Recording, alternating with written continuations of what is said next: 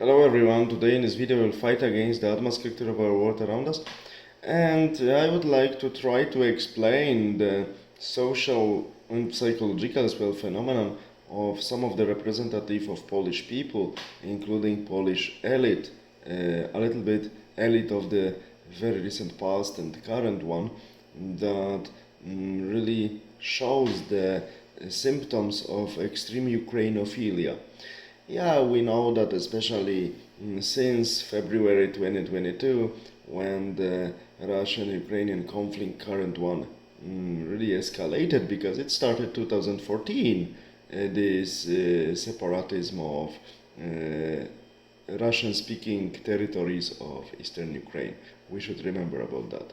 But Polish elites, especially since the times immediately after Second World War, were exposed to propaganda spread by people like Mr. Jerzy Giedroyć. Okay, he was a Polish emigre living in Paris, especially in the suburbs of Paris, a very nice one.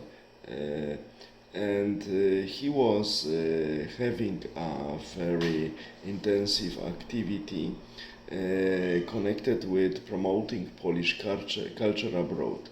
Yes, this is very huge merit, and thanks to this, he was trying to do something for Polish cause, and he did.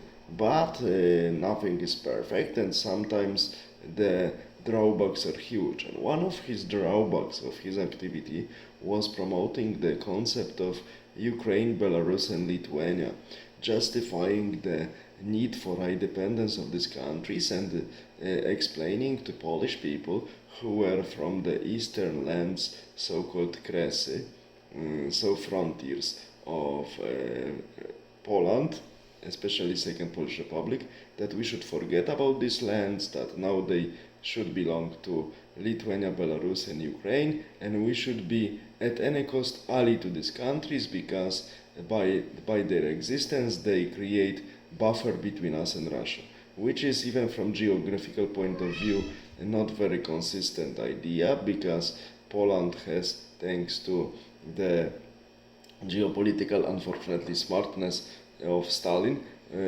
border with the Kaliningrad Oblast, former Königsberg and Kruleviec, Kaliningrad Oblast, with Russia on the northern east. So this we see that this concept of Ukraine, Belarus, and Lithuania, so UBL, let's call it UBL, has nothing to do with geopolitical reality, or not so much to do in best case. So this approach created a lot of Ukrainophilia and pro-Ukrainian stand in Polish geopolitics, especially since 1990s. Even in early 2000s, there was a proposal from Russian side to build a pipeline supporting oil and gas to Western Europe through Poland. So even Polish minister and Polish government claimed that if it doesn't go through Ukraine, Poland will not agree for that. So these were these first huge signs of Ukrainophilia, late 1990s, early 2000s. But since 2022, it's really having incredible sizes.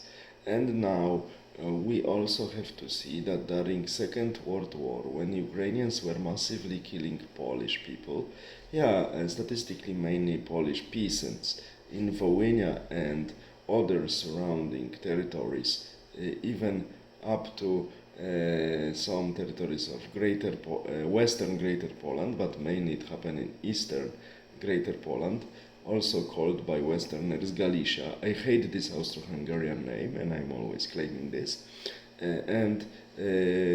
Even Polish Home Army didn't react as they have should reacted, and they were not so much defending these killed Polish people who were killed by Ukrainian insurrection army. So-called army because they were bandits, nothing more, and criminals driven by the integral nationalist theory of Dmitry Dontsev and Mr. Bandera, Stefan Bandera. And this is all what I think about it. And the very interesting thing is, as I mentioned, that Polish Home Army didn't support Polish peasantry and Polish people who were organizing even in many places successful self-defense against Ukrainians and retaliated very often, but not killing women and children, but killing men who were killing our people, because these people were honorable people even at the level of peasantry. And now there are many attempts of explaining this Ukrainophilia now, or this neglectance of defense of Polish people by the Home Army in the Second World War. So some people claim that maybe it's because some of the representatives of Polish elites are the descendants of small and average landowners, so they think only about their social group, that they are the only Polish nation and peasantry doesn't matter. So these people think only about themselves, and that's why they just do not want to remember about this so-called Volhynia massacre, and they simply do not want to remember, and they still continue this Ukrainophilic approach.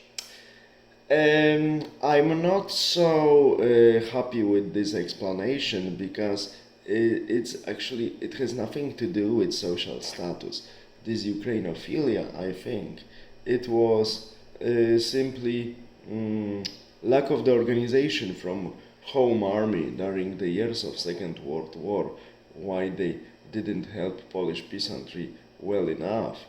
And it was also, I think, misinformation of Polish leadership of Home Army, of people who were in UK from Polish government in exile. But currently, I think this Ukrainophilia, it's simply, the main reason of it is the